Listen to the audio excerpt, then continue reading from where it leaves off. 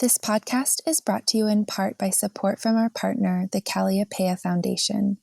Calliopeia believes in uplifting individuals and organizations that work to transform our ecological, cultural, and spiritual relationships with each other and our common home. We thank Calliopeia for their ongoing support of creative projects that we believe in. To learn more, visit calliopeia.org. Hey, For the Wild listeners, Ayana here. Before we begin the show, I'd like to thank the city of Bend, Oregon for generously supporting our work. As we step into a new year, it's an exciting time to channel our energy into fresh experiences. If you're ready for an invigorating winter adventure, consider visiting Bend to play in the snow-covered Samchian Pass. The journey through this pass winds through pine and cedar forest, while snow-capped volcanic peaks ascend from ancient lava fields. Along the way, keep your eyes out for eagles, hawks, and owls gliding on the wind. As always, we are grateful to those who care for the land. Bend is a proud member of a group of mountain towns working collectively to facilitate responsible tourism. You can help local organizations fulfill their work by giving back to Pledge for the Wild. Consider visiting the breathtaking landscapes of Bend this winter and contribute to their conservation by giving back at pledgewildbend.com. That's pledgewildbend.com. Welcome to For the Wild podcast. I'm Ayana Young. Today on the show, I'll be speaking with Dr. RUPA MARYA, an associate professor of medicine at UC San Francisco and faculty director of the Do No Harm Coalition, a collective of over 450 health workers committed to addressing structural issues that make health impossible for communities. When someone says, well, how do I get involved in climate justice? You go, show up the next time a Black person is shot by the police. Show up and shut down that city hall. Because that violence towards that Black person is the same violence that removed the Indigenous people from this land. And those people who were on this land knew how to run this land, knew how to be on this land. Dr. MARYA has been working to make visible the health issues at the nexus of racism and state violence through her medical work, the Justice Study, national research investigating the health effects of police violence on Black, Brown, and Indigenous communities, helping set up a free community clinic for the practice of decolonized medicine under Lakota leadership at Standing Rock, the Minnie-Wachoni Health Clinic and Farm, and international outreach with her band RUPA and the April Fishes. She is currently working on a book with author Raj Patel looking at the health impacts of colonization and capitalism. Through her compositions and her band, RUPA and the April Fishes, they create a sound that pulsates with the pluralism of Bay Area culture, celebrating life and the art of resistance through a wide musical palette that pulls from over a decade of playing street parties, festivals, and symphonic concerts through 29 countries with songs in 5 languages. Under the direction of composer, frontwoman, activist, and physician RUPA, the band creates a live experience which is a manifestation of a world beyond nations, where the heart of humanity beats louder than anything that divides us. Well, welcome, RUPA. Thank you so much for joining us. And I have to say, you have been on my guest wish list for years, so today feels like a gift to be able to be spending this time with you. Thank you so much. I'd like to begin our conversation in recognition of, quote, the body as a map of society's illness, which is a quote of yours I came across in preparation for this interview. And the notion of our bodies as a guidepost for social change is really so powerful. And I'm hoping we can begin with you sharing a bit more about our collective health and what that says about the current state of our society. Why is it necessary to think about and address health in acknowledgement of social illness?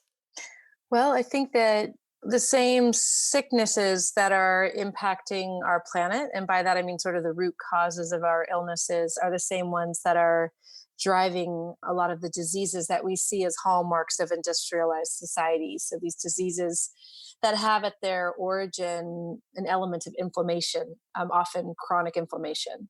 And so when we look at how we abuse our soil, our water, our air, these things are also manifested in how our guts, our heart, our waterways in our own body, and our lungs, how all of these things are impacted.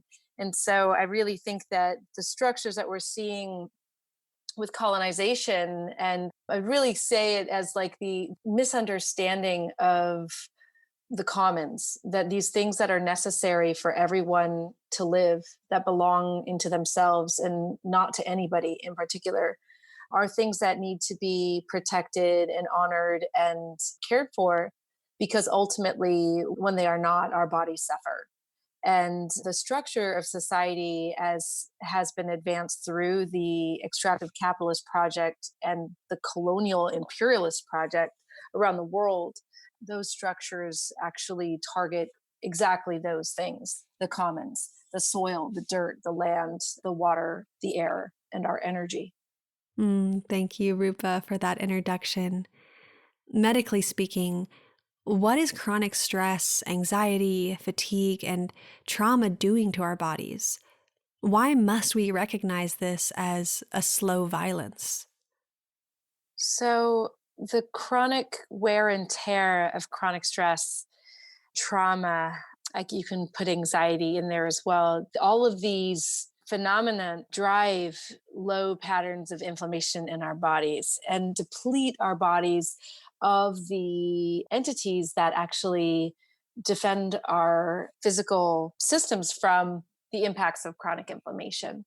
So, for example, anxiety, we know now, actually alters which microbes can survive in your gut. And the gut microbiome is actually our first and last defense against inflammation. These microbes that live in our gut, which, we have more cells on and in our body that are not us than are us. So we are more another than we are ourselves, which I find poetic and powerful and interesting. And so these organisms in our gut actually modulate our immune system. They modulate our emotions. They modulate our neurologic development and our immune system development. And so, when there is anxiety and stress and trauma, these things, it affects us down to our very cellular level. And when those microbes are depleted in our gut or altered in certain ways that we don't end up having the ones that can protect us from inflammation, the inflammation kind of continues and smolders, which leaves us vulnerable to all sorts of diseases. One of the most interesting things I've found is the relationship of diabetes to inflammatory processes that are related to things like self-determinism. So, indigenous groups that have greater sense of autonomy and self-determinism are protected from development of type 2 diabetes, which I find totally fascinating. So, what is the connection between that decolonizing reality of being able to advance one's own agenda for one's people that isn't dependent on imperialist structures or imperialist permission? And so that to me suggests that there's something deeply going on with how our social systems and our minds and our cosmologies are translated down into the molecular level of our bodies and interpreted through the cellular communication between those organisms that are absolutely necessary for our life in our microbiome and around our skin inside of us, and then our own cells. And I think that as the science becomes clearer, we'll come to see that these things are in very deep communication, not just within our bodies, but between our bodies and our surroundings. So that, if we're living in a sterilized soil, eating food that has been sterilized by the use of fossil fuel inputs in our food system, so all the synthetic pesticides, herbicides, and fertilizers that we use in our food system widely in conventional agriculture, completely destroy the life of the soil, the vibrancy, the fertility, and the microbiology of the soil. So these systems are all operating at the same time and they're interrelated. And I think this is what climate change is showing us. This is what it's bringing to the forefront, is that you actually can't talk about diabetes without talking about what's happening to the soil, without talking about the built environment, without talking about the toxic exposures, without talking about the violence towards Black, brown, poor, and indigenous people that is a part of the engine of this society. And so to remove any of these pieces from each other, you miss actually seeing the whole thing. And so that's why this systems level thinking is crucial for actually obtaining the correct diagnosis. Without the correct diagnosis, we will simply be offering insulin to the disease, to the patient, whose pancreatic cells are not producing enough insulin, rather than seeking the question, like, why are so many people's pancreatic cells pooping out on them? What is driving this? And so that is what I'm interested in, is what is driving this and how can we create solutions that will decentralize the power of healing, which is truly to decolonize, is to empower people's healings through multiple and local modalities where they are involved in structural change that makes these diseases rampant. And so that's really what I'm interested in, is the social structural analysis to help move the needle on these diseases. Rupa, as you've been speaking, it's clear that much of your work revolves around decolonizing medicine. And this word carries so much and is often used in many different contexts. So I'm wondering if you could share with us what this means, not as a metaphor, but in practice as it pertains to medicine, as well as how this makes medicine accessible to all and forces us to explore the ways in which we have gone about legitimizing Western medicine and basically delegitimizing everything else. Right. So I think that part of that decolonization is removing the imperial structure of medicine. So a physician trained in Western medicine is really good at certain things, and we're really bad at other things. Like, we have very limited understanding of how the mind and body interact. We have very little understanding of how social structures impact illness. We have very little understanding of how cosmologies, like people's understanding of who they are and why they're sick and what medicine means and how they get well, that these are things that have profound and subtle effects on the body. We have very little understanding of how plant medicines work to support health and how traditional medicines work to support health, traditional medicines from around the world. And so, that being said, I think if you think of colonialism as a system where power is centralized for the purpose of exploiting resources to concentrate the profits of those resources in the hands of very few people, often pulling wealth away from the communities, like extracting that wealth off to like some remote location. The power in that system is not within the hands of, obviously, those who are colonized, the vast majority. If you look at the wealth inequality that has been really driven through neoliberal policy around the world, but especially you see it here in the United States, very profoundly here in the Bay Area, it's the same structure. Colonialism isn't simply just brown and black people being oppressed by white people around the world. It's happening within societies. It's happening all over us, all around us. And so decolonizing is really, to me, I see it as a system of decentralizing that power, of localizing that power, and reconnecting those things that have been divided and conquered. And for me, that really is reconnecting ourselves to the earth, ourselves to each other, and ourselves inside our bodies, like understanding who we are and what medicines work for us and what medicines don't. And I think that science and Western medicine have given us a lot and should be used. I'm not at all someone who's willing or interested in throwing away those powerful tools that can be available to us. I also believe that there are other modalities that are, equally powerful in different contexts and sometimes in the same context, and that those things should be integrated and really brought to bear on how people are able to heal. Thank you for that, Rupa. Now, I know that many of us are familiar with the horrors of our current healthcare model, given that over half of all Americans struggle with healthcare costs. So I'd like to transition into a conversation on medical debt and the for-profit sector of medicine. Perhaps you can begin by sharing the pervasiveness of the for-profit sector of medicine, or why you think there is such an aversion to enacting mass healthcare reform, despite the reality that our medical system is devoted to profit above anything else. We have been divided. We have been divided and conquered in our minds and then in the space of our imagination. So when I was in medical school at Georgetown University, and I was in an ethics class, and I raised my hand and I said, "Does anyone else here see an ethical problem with being involved in a medical system that is for profit?" And everyone turned and looked at me like, "Who is this person from California?" Right. And I realized, like, no, that is actually a central core belief for me, is that if you are making a profit off of people's suffering, you are involved in very tricky, unsavory business. And so the very issue of, providing people with such a basic need, which is to be able to see a doctor or a nurse, a healthcare provider, when people need it, and to be able to see someone to help them maintain their wellness and their lives. This to me should not be a for profit industry. This should be a service, a public service. And so I have seen many families across all walks of life and from all sides of the political spectrum run into medical bankruptcy when someone got really sick and they're in the hospital for 6 months, or they're in a nursing home for 3 years, and their family goes bankrupt.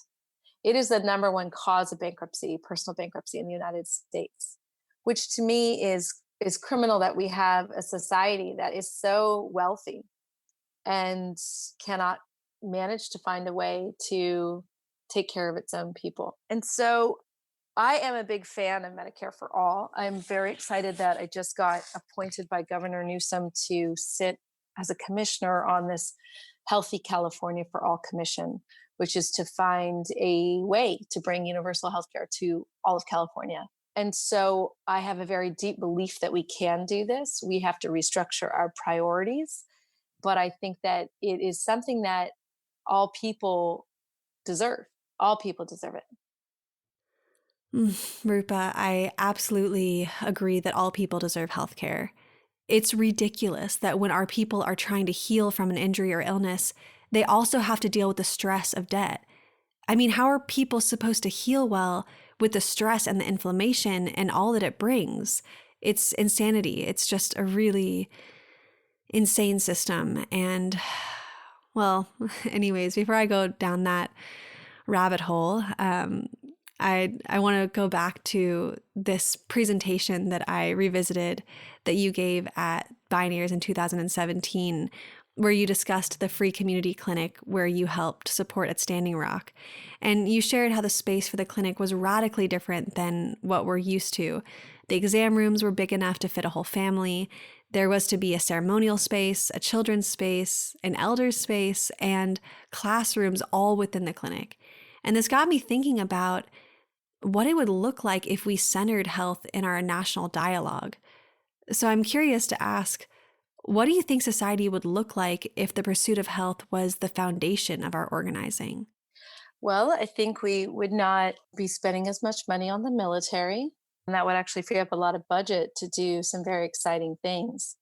I think if we centered health and wellness, we would not allow the toxic pollution we do allow right now. Basically, right now, industry runs our public health in this country. Industry dictates what the public is exposed to, what the legal limits are of exposures. Lawmakers are in the pockets of these industries, which I've seen here in our own Oakland. People who are apparently progressive candidates are being supported by the same polluters. The second largest air polluter in the Bay Area is the ABNI foundry. And so these corporations are buying off our politicians. That should be illegal. The health of the people and the wellness of all people should be our guiding light and principles. And the health of the earth and the health of the soils and the health of the water. And so these things are things that I would say that indigenous peoples around the world know, and our California tribal people know. And so I would love to see, a way where we would prioritize that as our guiding light and really shape everything around that. Because then our cities would become more livable. Public transportation would be free, because why should it not be? I mean, it's ridiculous that we have more billionaires per square foot in California than anywhere on planet Earth. And we can't even get enough, funding to get public transportation covered so people don't have to drive their cars. Imagine what that would do for fossil fuel use. But we don't do that because we allow those industries. So we allow the Google buses to run through San Francisco and completely change, fuel the housing crisis. Essentially, we allow these, corporate buses and corporations to dictate how public life will be. It would be amazing to have health be that guiding light instead. I'm thinking about some of the incredibly harmful and abusive parts of Western medicine, especially its history of involuntary testing and forced sterilization. In some ways, it seems like the medical field hasn't been forced to reckon with these injustices because it is such a vital field that we are almost all dependent on. So I'm wondering if you could discuss what you think proper reparations from the medical community should look like. Yes. So medicine has been used as a tool of empire, since the beginning of the colonial project in Africa, in Asia, and here in the Americas, to the indigenous peoples. Absolutely, there needs to be reparations and accountability because that violence is a part of our history. And when you look at the current dynamics within the medical institutions and you see how medical racism still exists, whether it's conscious or unconscious, it's criminal. And I don't think that if we do not contend with our past, there's no way we can heal our present or go into the future with any different outcomes. So, absolutely, medicine has been weaponized against oppressed peoples. And we need to repair that and be accountable to that and change it because those systems are still in place. It might not be happening the same way. The forced sterilization of Indigenous women performed by doctors of the IHS in the United States up until the 1970s. That is not happening today, but that system was never held to account for the violence, the eugenics, and the violence that was practiced by licensed physicians. So absolutely, we need to be accountable and we need to repair. And that's where, Western medicine, as a practitioner of Western medicine with a eye for decolonizing, for me, it's always, I hold my training with a great deal of respect and also a degree of skepticism to try to understand the best way and the best thing I can do for a particular patient. And as we're talking about reparations, I'm curious what these reparations would actually look like. What would tangible forms of reparations be? Oh God, how do you repair testing on someone without their knowledge? I mean, that's like Nuremberg trials. That's the stuff of Nazi Germany. How do you make repairs for that? I don't have a sense of what that looks like. I think for California natives, I would love to see rematriation of land and sacred sites. I would love to see Indigenous people in charge of any industry and development in California. Having the capacity to veto anything that we do and the capacity to lead. So I think that, reparations would take its form with every different group that has been harmed, would need to take a different form with every group. But I think the first part to that is acknowledgement that this has happened. And that is something that I would love to see happen. And now that there are more women of color in positions of power in institutions of medicine, these dialogues are coming up, which is exciting. I really agree with you that acknowledgement is a good place to begin and that there will never be a one-size-fits-all approach or solution. Yeah. Now, I'd like to turn towards your work with the Do No Harm Coalition and your commitment towards chronicling what the absence of justice does to community health. As I understand it, the coalition was formed in response to ongoing police violence in San Francisco and the 17-day hunger strike by the Frisco Five. There are so many threads to pick up here, but perhaps we can start at the beginning. What are the long-term physical and mental health outcomes of police violence? And why is it necessary to discuss police violence in context of public health? Well, the sixth leading cause of deaths for African American males now between the age of 20 and 35 is police violence.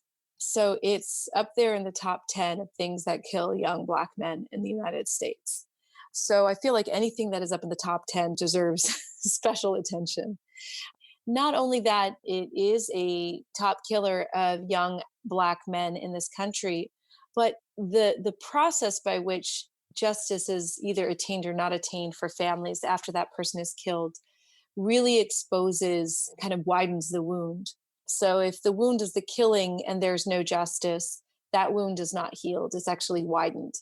And it becomes an erosion of the very fabric of civic trust, which is needed for good governance and an operational society.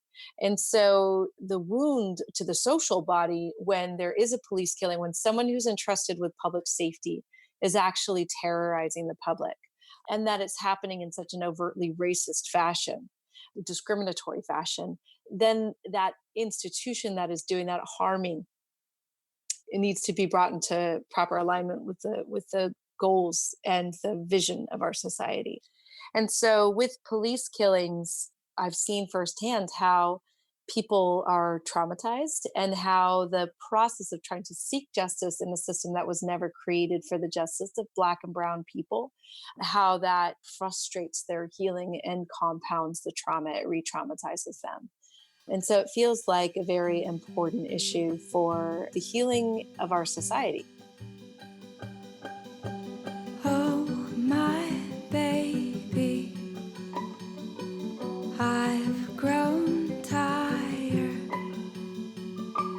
watching, waiting as you're decapitating all the flowers I've grown.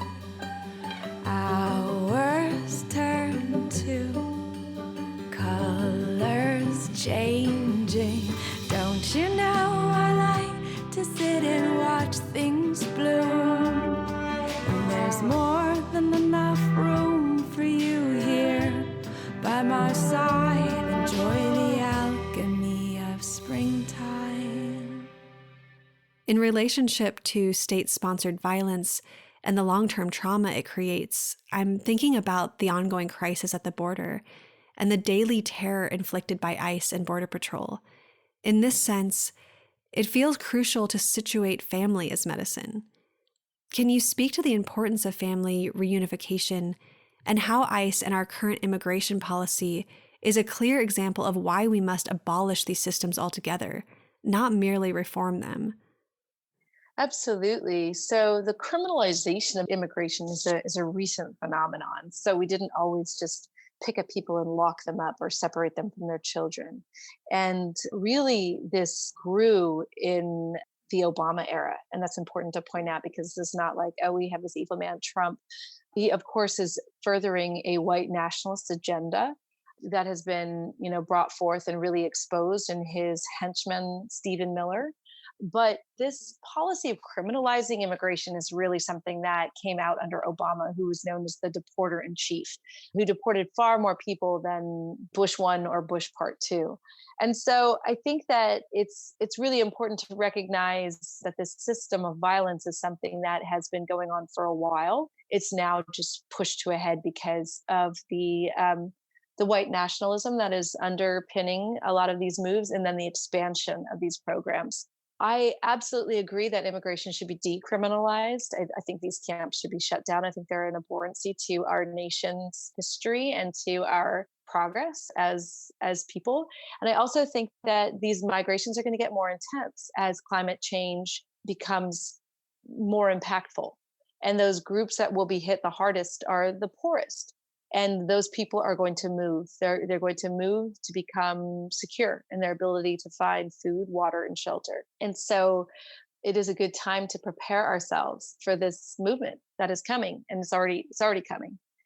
So I definitely support the decriminalization of migration. It's a natural phenomenon that's been happening for hundreds of thousands of years, and to find a way to absorb and really work with people and work with other countries that are struggling So instead of being involved in meddling with Central American countries' power structures, to really let those countries thrive. Most people I know from Mexico who are here prefer to be in Mexico. But when our government is involved in drugs and arms trafficking, it doesn't help that society be stable. And that is something I've noticed as an agenda item of the United States in foreign policy, is that it really does not want to see brown and black countries thrive. And all of the countries that we are bombing currently and for the last 20 years have been brown and black countries. So that this legacy of racism, of imperialist racist agenda of the United States is something that's being perpetuated, right now. It's not something that was just there in the founding of this country, where indigenous children were stripped from their parents up until the 1970s and taken away so that they could be grown up in white assimilated situations. This phenomenon is happening today. It's not something that just happened 30 years ago or 200 years ago. This is an ongoing project. And that's why it's important to recognize that, if we can't dismantle these things as people, they will continue to recreate trauma and inflammation. Rupa, I want to read a quote of yours. Quote, "One of the central challenges of health disparities research is using the language and methodology of the oppressor to document the experience of the oppressed. Do we need data to tell us just how traumatized POC are by police violence? How does the act of doing that study reinforce the very structure of white supremacy that drives this violence and trauma for POC?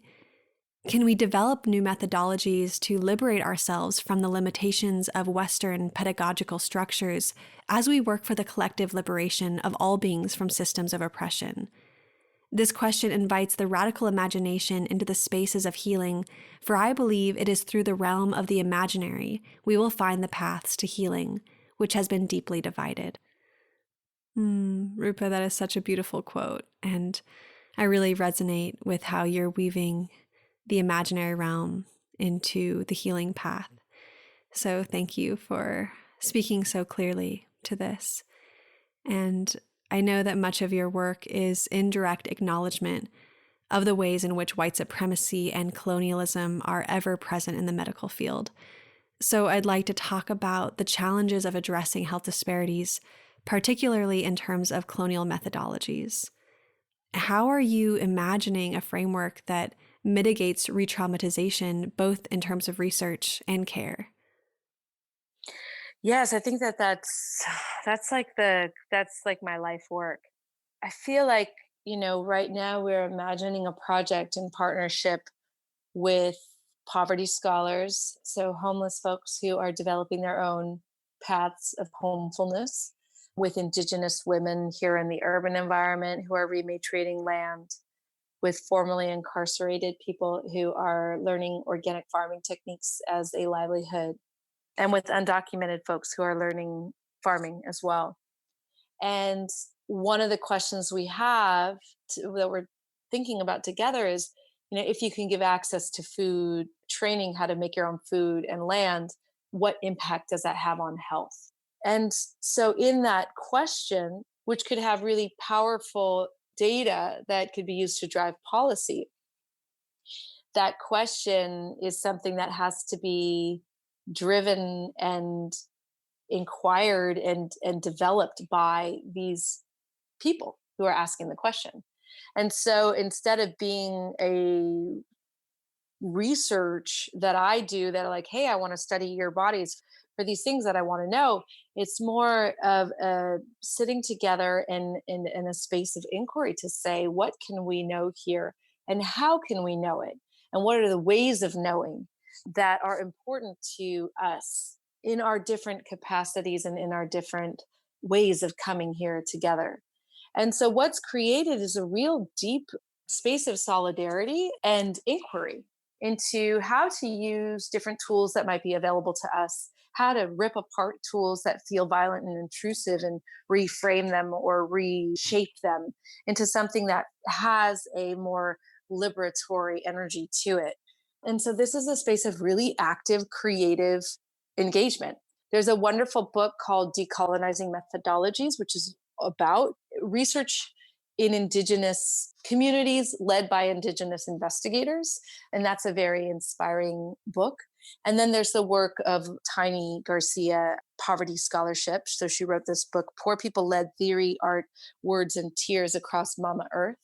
And that book is also very inspiring for seeing, what are ways we can really partner and be in service and accompany groups who are historically struggling to help uplift them in their struggles, help participate in moving the needle on the things that they need, that they identify.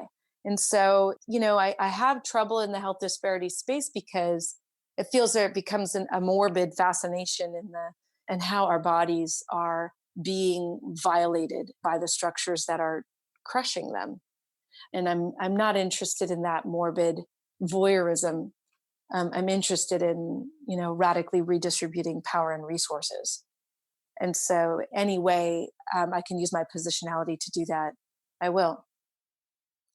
Thank you for your reflection, Rupa. We've been talking about these darker areas, and I'd like to bring in some light specifically to the importance of building community-based medicine as an antidote to structural violence. How do you define community medicine, and what does it look like in terms of practices and relationship? I think it depends on the community, but it's definitely medicine that is coming up organically in a community, requested by a community, developed by a community, put together with resources by reaching across to people who might be, adjacent to that community. But I think it's medicine that is derived through those relationships rather than something like a doctor or a nurse comes and administers. And it's the medicine of relating and relating in a different way.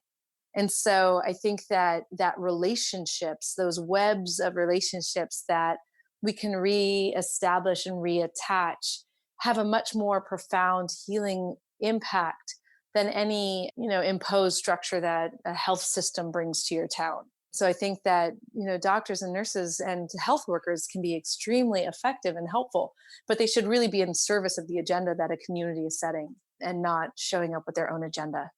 And so that really is like it's a bottom up philosophy of driving health change.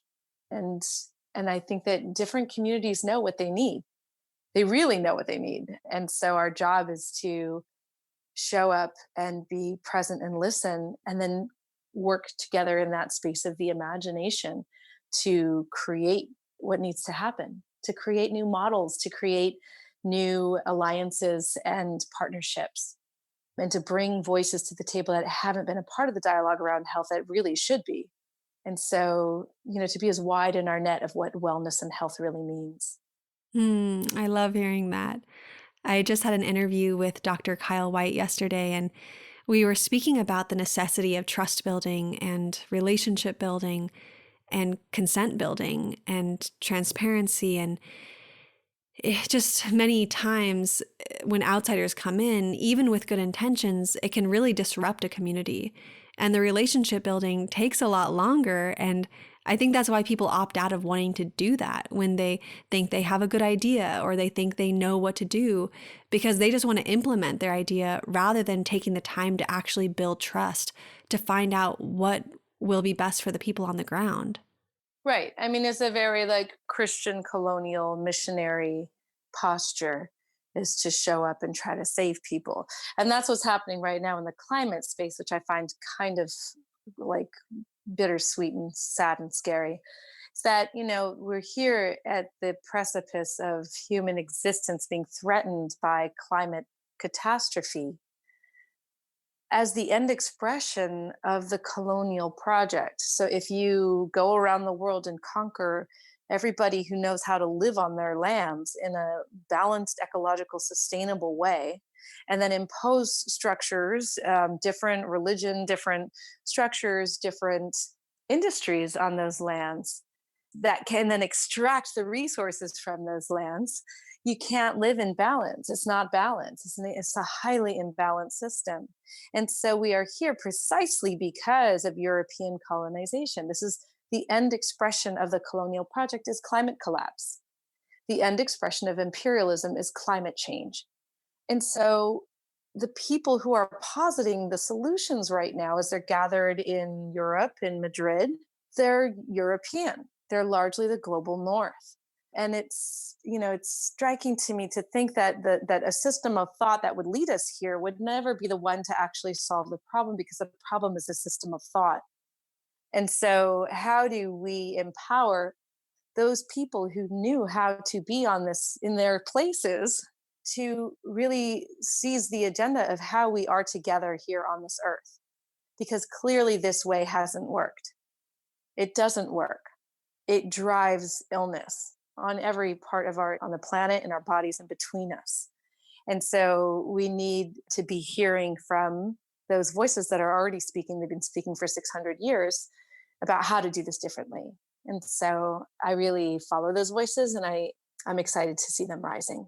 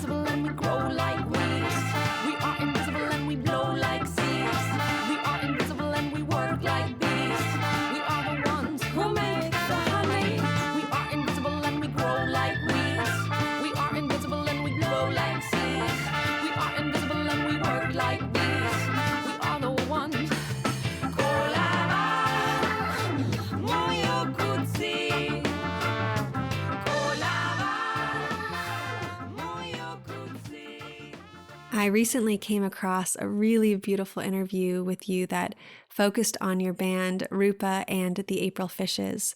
And in this interview, you are quoted as saying, quote, "I realized that what music is, it's the original medicine," end quote. And as someone who is both a doctor and a musician, I can see how the common narrative might be to juxtapose these against one another, but this proclamation of music as medicine is so good. So I'd love if you could share with us more about the foundation of your music and medicine, and the importance of the revolution being one that sings and dances for ourselves and each other. Yeah. Well, I think that any big lasting social change has to come out of joy. I don't think that lasting social change comes out of violence or comes out of imperialism. That I think that that's all temporary, but the things that last are things where there's a balance and a dance and joy. And music for me is joy, and it's a way that I can express some of the heavy and hard things I see when I'm sitting in the hospital with patients, witnessing the things that witness, and turn it into something hopeful and heartful and healing. And so music has this powerful alchemy that way to shift our nervous system's vibration, to resonate in our bodies, to move our bodies, to elevate our perspectives, and to make us feel joy. And so I think ultimately, even though we're talking about these really heavy things, because they are heavy, underneath the challenges and kind of pushing the agendas is joy, is a desire to see people thrive, a recognition of what that looks like when people are in harmony, when people are harmonizing with their environment and other beings in their environment, what that looks and feels like and tastes like, that beauty, that joy, that power. So that to me is really, inspiring. And I married a farmer for that reason, an amazing man who's a beautiful farmer. And the way he dances with the earth and the plants is just beautiful. It's so beautiful. And I can see his joy in how he tends the earth. And so that really is the way that music heals me. Thank you, Rupa, for sharing some of those personal pieces. And yeah, I think that the revolution needs the healing of joy. What's happening right now and what has been happening is heavy and devastating. And I was with a dear mentor, Joanna Macy, and she was at Cougar Mountain for summer solstice. And we were sitting around the campfire and she was speaking a poem. And I don't want to botch this, but I probably will. So don't quote me on this one. But it was something like, will there be singing in the end times? Yes, there will be singing about the end times, or something like that. Or will there be singing when the dark times come? That kind of, that type of message. And I thought that was so beautiful. And I really do feel that finding joy and community is necessary for our survival. So yeah, but speaking of survival, I do want to bring up a topic that I know you're familiar with, that is of climate health justice. And surprisingly, this is something that For the Wild has yet to explicitly discuss. So I wonder if you could share more about the urgency of this realm and what it means to work in the pursuit of climate health justice. What does this mean in terms of protecting and repairing our water, air, and soil? Right, our commons. So the people who have been hit first, worst, and hardest by climate change already are the same people who have been oppressed through colonization. So the Black, brown, poor, indigenous around the world. And it's already happening. And if you think of climate change for Native Californians here, the climate has been changing since, the 1700s, since the Spanish arrival. When Native people were taken off their lands and the soil was degraded through grazing, the grasses changed from perennial grasses to annual grasses. Tule elk were slaughtered. The grizzly bears were slaughtered. The antelope were slaughtered. The waterways were rerouted for this new agriculture. Spain became Mexico, became California, the gold rush, the bounty days, the wholesale genocide of California Native people. There's been climate change for a couple hundred years. And now it has accelerated. And why I call that also climate change is because, they set up a net basically at the mouth of the Sacramento Delta and just captured all the salmon and canned it. And within like 5 years, the salmon population was decimated in the early 1900s. With the loss of the salmon, the bear didn't have that phosphorus to eat and then to send out into our forests. And so you lost this natural phosphorus pump that brought all these nutrients in from the ocean up into our deltas, out into our forests. And then the grizzly bears died, and then or were killed. And then the berries, the highway of berries that was running through California were gone, the Tule elk gone. So we lost all this very complex interplay of food systems and then microbial systems and soil microbial systems that drove an incredibly stable system here in California for over 30,000 years. And so within 200 years, you can't drink the water, the air is toxic, the soil has been poisoned, and people are dying of cancer, and young people have their colons cut out at incredible rates with inflammatory bowel disease. People are developing diabetes, they're depressed, they're suicidal. And all of these things are connected. And so you can really look, sometimes people have a hard time conceptualizing climate justice. You can just look at environmental justice and racial justice and justice for indigenous people. So when someone says, well, how do I get involved in climate justice? You go, show up the next time a Black person is shot by the police. Show up and shut down that city hall. Because that violence towards that Black person is the same violence that removed the indigenous people from this land. And those people who were on this land knew how to run this land, knew how to be on this land. And so if we're not connecting those things, we're missing the whole point. And it's shocking to me that you'll see throngs of white people show up for the environmental movement. None of them show up when someone's shot by the police. None of them showed up for Jamaica, who was just shot by SFPD like 2 weekends ago in San Francisco, who's sitting in the ICU. on his last breath, 24-year-old. And so that to me shows that that people are not making the necessary connections they need to make. They're not understanding actually how we got here.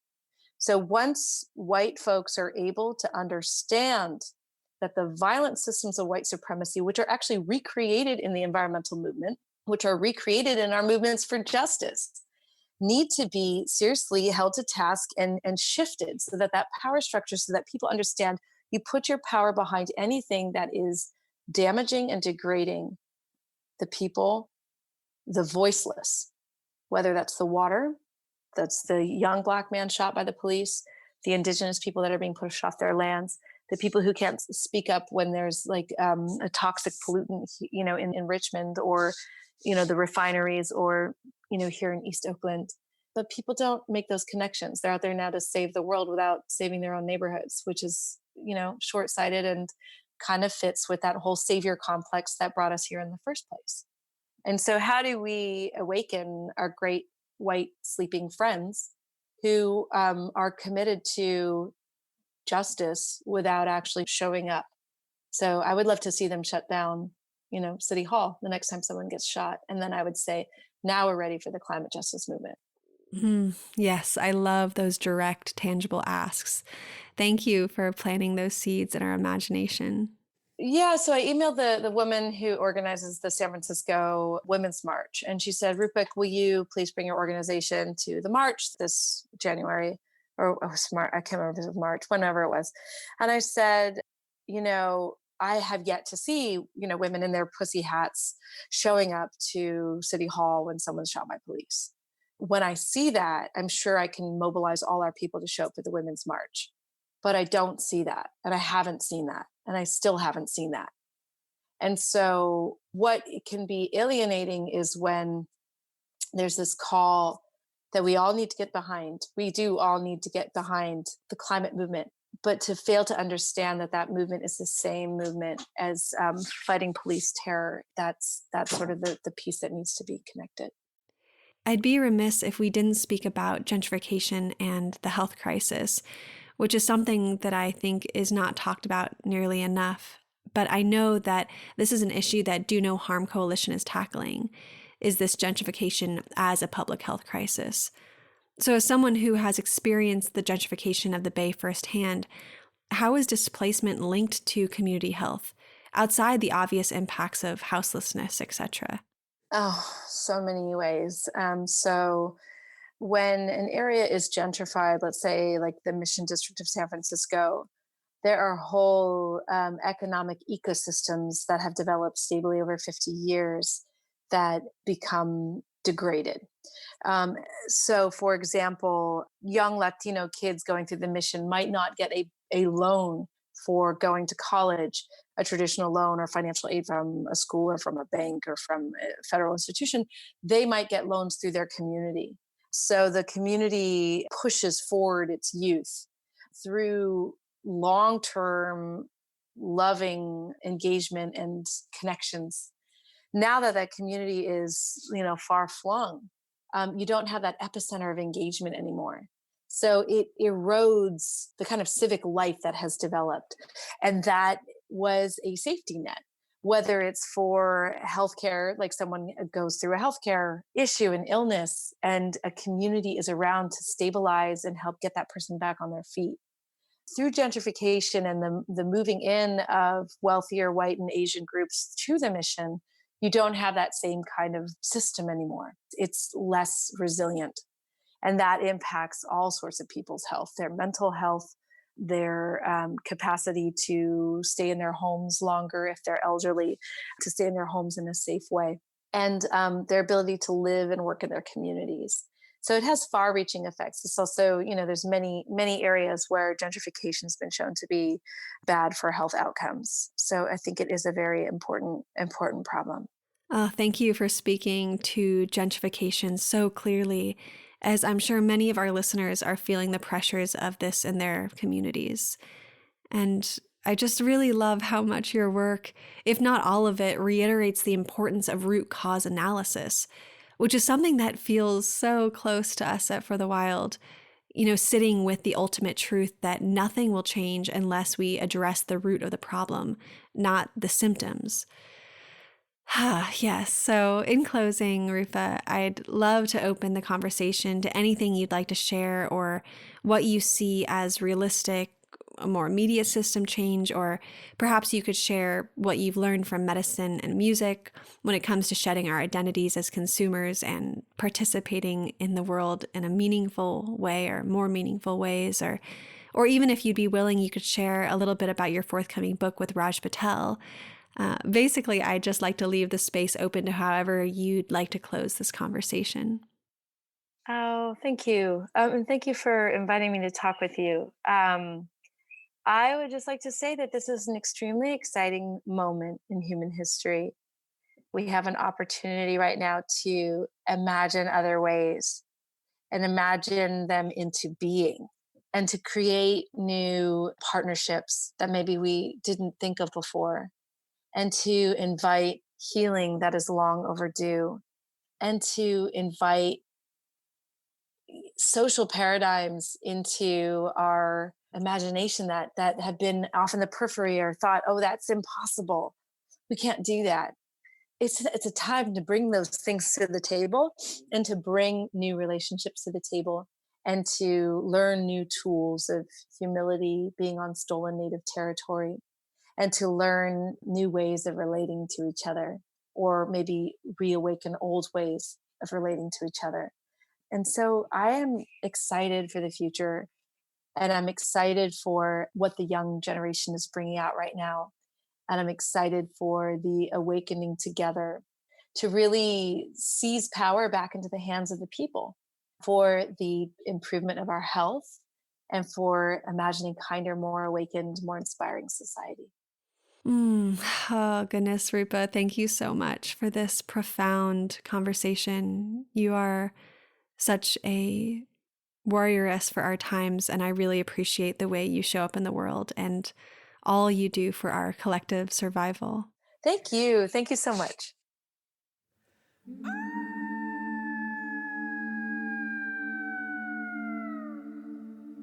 Thank you for listening to another episode of For the Wild podcast. I'm Ayana Young. The music you heard today was from Rupa and the April Fishes. I'd like to take a moment and thank our spectacular podcast production team, Aidan McCrae, Andrew Storrs, Carter Lou McElroy, Erica Ekram, Aaron Wise, Francesca Glassbell, Hannah Wilton, and Melanie Younger. Before we say goodbye, I'd like to make a few shout outs. One, if you want to support this podcast production team in bringing you this content week in and week out, please make a donation at patreon.com/forthewild. Also, if you haven't rated us on iTunes, please do so, as it really helps build our community. And lastly, sign up for our newsletter on our website at forthewild.world. All right, folks, until next week.